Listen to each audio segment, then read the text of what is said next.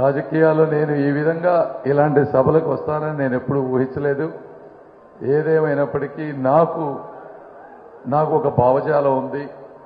రాష్ట్రంలో కానీ, దేశంలో కానీ, ప్రపంచంలో కానీ వ్యక్తులను బట్టి, కులాల మధ్య, మతాల మధ్య ఉండేటువంటివి చాలా సమస్యలని నా ఉద్దేశం. మీరు ప్రపంచంలో చూస్తూ ఉంటే ఎన్నో యుద్ధాలు జరుగుతూ ఉన్నాయి. ఆ యుద్ధాలన్నీ కూడా మతాల మధ్య జరుగుతూ ఉన్నాయి. అంటే మిడిల్ ఈస్ట్, అమెరికా ఇవన్నీ రిలీజన్ అనే కాన్సెప్ట్ లేకపోతే 90% అసలు యుద్ధాలే ఉండవు. అలానే కుల వ్యవస్థలు కూడా సరే ఎప్పటి నుంచో వచ్చినాయి. నేను రాజకీయాల్లో ఉన్నాను కాబట్టి వాటిని గౌరవించాలి కాబట్టి ఈరోజు నేను గౌరవిస్తున్నా, మాట్లాడాలి కాబట్టి మాట్లాడుతున్నా. అయితే ఒకటి మీరు అభిమానించే, ఇందాక రజనీ గారు చెప్పారు నేనే మంత్రం వేశాను పవన్ కళ్యాణ్ గారికి అన్నారు. అమ్మా నేను ఏ మంత్రం వేయలేదు పవన్ కళ్యాణ్ గారికి. నేను ఉస్మానియా మెడికల్ కాలేజీలో చదివినప్పుడు ఆయన ఒకరోజు ఆవేశంగా కామన్ మ్యాన్ ప్రొటెక్షన్ ఫోర్స్ అని ఆ రోజు నాకు గుర్తుంది, ₹1 కోటి ఎంతో ఫండ్ పెట్టి వచ్చి ఒక మహిళల మీద జరిగేటువంటి వాటి మీద మొట్టమొదటిసారిగా ఆయన బయటకు వచ్చినప్పుడు నాకు అది గుర్తుంది ఒక మనిషిగా. అదేవిధంగా రెండోసారి చిరంజీవి గారి పాపకి మ్యారేజ్ విషయంలో TV9 వాళ్ళు మరి అత్యంత పాశవికంగా లైవ్ వీడియో ఇస్తూ ఘోరంగా ప్రవర్తించారు. అది కూడా నా మనసులో ఆ రోజు గుర్తుంది. అలా నేను పవన్ కళ్యాణ్ గారితో సంభాషణ చేస్తూ, సార్ మీరు అంతా వచ్చారు, వీళ్ళు టీవీలు కానీ ఇంకొకరు కానీ ఒక మీడియా కానీ మోనోపోలీతో అవకాశం ఉంది కదా అని ఇష్టం వచ్చినట్టు బిహేవ్ చేస్తూ ఉన్నారు. ఇలాంటివన్నీ చర్యలు మనం ఖండించాలి. ఎవరు ఏ పార్టీలో ఉన్నా కూడా ఆ విధమైన భావజాలంతో మాట్లాడుతూ ఉన్నప్పుడు మనసులు కలిసినాయి. ఆయన కూడా రాష్ట్రం కోసం అన్నీ వదులుకొని వచ్చారు. నేను కూడా నా శక్తి మేరకు నేను కొన్ని వదులుకొని వచ్చాను కాబట్టి మాటలో 20 నిమిషాలు మాట్లాడాలనుకుంటే 2 గంటలు మాట్లాడాం. ఆ విధంగా ఒకరికొకరు కలుసుకున్నాం కాబట్టి ఆయనకి నేనంటే ఆయనకి అభిమానం, ఆయనంటే నాకు విపరీతమైనటువంటి అభిమానం. రెండోది ఆయన ఎప్పుడు నీతి నిజాయితీగా స్పందిస్తారు. అందుకే అంత ఆవేశం వస్తుంది. నీతి నిజాయితీ ఉన్న ఎవరికైనా కూడా ఆవేశం వస్తుంది, అందులో తప్పులేదు. మూడోది, ఇది మీరు గుర్తుపెట్టుకోండి. అంటే మీరు ఈరోజు అనొచ్చు ఏదో రాజకీయాలు 4 ఎలక్షన్స్ వస్తున్నాయి, ఓట్లు వస్తున్నాయి కాబట్టి ఏదో పవన్ కళ్యాణ్ గారిని ఇంకోళ్ళని అంటున్నానన్నా మీరు అంటే ఎవరన్నా 4 అనుకుంటే అనుకోవచ్చు. ఇదంతా లైవ్ రికార్డ్ అవుతుంది. ఫ్యూచర్లో ఏమవుతుందో మనకు తెలియదు. అయినప్పటికీ ఎప్పటికైనా సరే మీరు ఇది గుర్తుపెట్టుకోండి, పవన్ కళ్యాణ్ అనేటువంటి వ్యక్తి నాకు వ్యక్తిగతంగా అత్యంత ఇష్టమైనటువంటి వ్యక్తి. ఆయనకి స్వార్థం లేదు. ఒక అన్న గురించి కానీ ఇంకొకళ్ళ గురించి కానీ కష్టంలో ఉంటే ముందు వెనక ఆలోచించకుండా స్పందించేటువంటి వ్యక్తి. ఈ మాటలు చరిత్రలో ఇంకే 20-30 సంవత్సరాలు ఎప్పుడైనా కూడా చెప్తాను నేను. అది ఒక విషయం. రెండోది, మీరు చిరంజీవి గారిని ఎంతగా అభిమానిస్తారో అదేవిధంగా పేదల పక్షాన నిలబడినటువంటి మన వంగవీటి రంగా గారిని కూడా ఎంతగా అభిమానిస్తారో కూడా నాకు తెలుసు. దీంతో పాటు మీరు చిరకాలంగా మీరు అంటే ఇందాక అడప శ్రీని గారు మాట్లాడుతూ చెప్తా ఉన్నారు సార్, మీరు ఒక మాట అన్నారు, అంటే మేము కాపు కులస్థలం కాపు కాసేవాళ్ళగా మాకు అలవాటు అయిపోయిందన్నారు.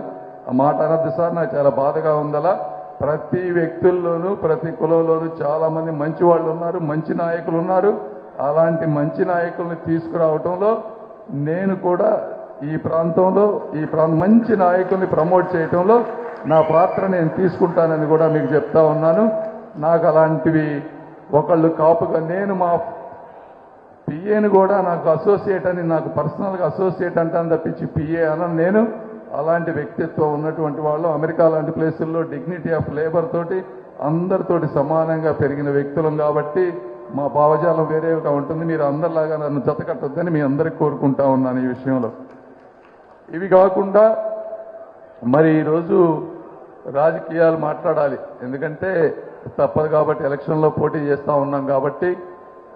ఇప్పుడు ఎప్పటి నుంచో ఈ ప్రాంతంలో దశాబ్దాలుగా మన వర్గాలుగా విడిపోయినటువంటి పరిస్థితి. ఏదో తెలుసో తెలియకో ఆ రోజుల్లో జరిగినటువంటి వర్గ వైషమ్యాల్లో ప్రజలు చీలిపోయి ఉన్నారు, ముఖ్యంగా ఈ కృష్ణా గుంటూరు జిల్లా ప్రాంతంలో. అయితే వంగవీటి రాధా గారు ఆయన జీవితమే 2 వర్గాల కలయిక. అనేది నేను మీ అందరికీ గుర్తు చేస్తా ఉన్నాను. అలాంటి ఇప్పుడు పవన్ కళ్యాణ్ గారు ఈరోజు తీసుకున్నటువంటి ఈ చర్య ఈ వర్గాల కలయికగా ఉండి భవిష్యత్తులో అన్నదమ్ముల్లాగా అందరం కలిసి ఉండి కేవలం మంచి చెడే పేదరికం ఉన్నవాళ్ళు అనే రెండు వర్గాలుగా విడిపోయి మాత్రమే సమాజంలో మంచిని ప్రోత్సహిస్తూ చెడుని అడ్డుకుంటూ ముందుకు వెళ్ళాలని మీ అందరినీ కూడా నేను కోరుకుంటా ఉన్నాను. నా నుంచి పొరపాటును కూడా మీకు ఎప్పుడు కూడా తప్పు దొరకదు, రాదు, రానివ్వను అంతవరకు నా వ్యక్తిగతంగా.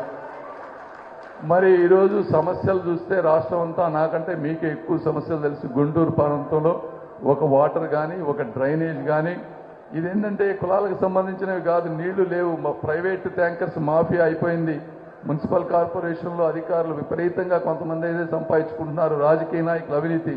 సరే కొంతమంది డబ్బు రాజకీయాలు అయిపోయినాయి, డబ్బులు ఖర్చు పెడుతున్నాం కాబట్టి తప్పట్లేదు అవినీతి అంటా ఉన్నారు. ఇవన్నీ ఏదైనా ఇది దీనికి ఒక సైకిల్ లాగా అయిపోయింది. వీటన్నిటిని అరికట్టాల్సిన బాధ్యత ఉంది. ఈరోజు మాధవి గారు ఉన్నారు, వాళ్ళు మంచి హాస్పిటల్స్ పెట్టుకోను, రియల్ ఎస్టేట్ పెట్టుకోను, కొంత కష్టపడి సంపాదించుకున్నారు. వాళ్ళకి ఆమెకు కొంచెం స్పిరిచువాలిటీ మీద అవగాహన ఉంది. మీరు రజనీ గారితో పోల్చుకోండి. రజనీ గారి విషయం వస్తే ఇక్కడ చిలకలూరుపేటలో జనరల్గా ఒక వ్యక్తి మీద వ్యతిరేకత 2-3 సార్లు పోటీ చేస్తే వస్తుంది. మొట్టమొదటిసారి వచ్చినప్పుడు పదవి వచ్చిన వెంటనే మదిగాక మినిస్టర్గా కూడా ఆమె వచ్చారు. మినిస్టర్ వచ్చినా కూడా ఆ ప్రాంతానికి సేవ చేయకపోగా విపరీతమైనటువంటి వ్యతిరేకత తీసుకొచ్చారు. ఒక రేషన్లో కానీ లేదా ఒక కేబుల్ టీవీలో కానీ లేకపోతే శాండ్ అమ్మటం కానీ షాపులు ఇవ్వటంలో కానీ విపరీతమైనటువంటి అవినీతి చేసినటువంటి వ్యక్తి. గాద వెంకటేశ్వర గారు ఎక్కడున్నారు సార్? రండి స్టేజ్ మీదకి రండి సార్ ప్లీజ్.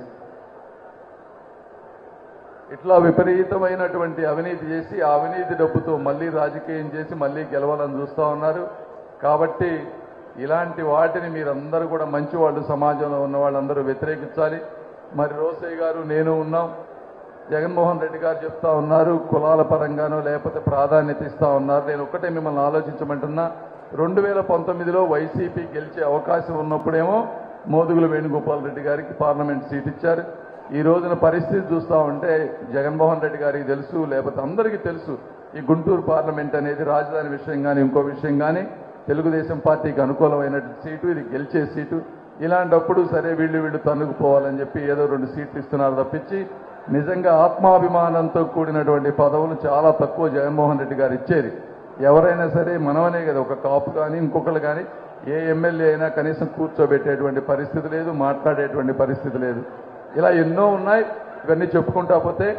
కాబట్టి ఏదైనా మీరందరూ ఈ సమావేశానికి వచ్చిన అందరికీ కూడా మనస్ఫూర్తి అభినందనలు తెలుపుకుంటూ మీరందరూ విజ్ఞతతో ఆలోచించి కేవలం కులమే కాకుండా గుణాలు చూసి వ్యక్తులు ఈ రాష్ట్రానికి దేశానికి ఏం చేస్తారో తెలుసుకొని మనస్ఫూర్తిగా ఆశీర్వదిస్తారని తెలుపుకుంటూ సెలవు తీసుకుంటున్నాను. Thank you.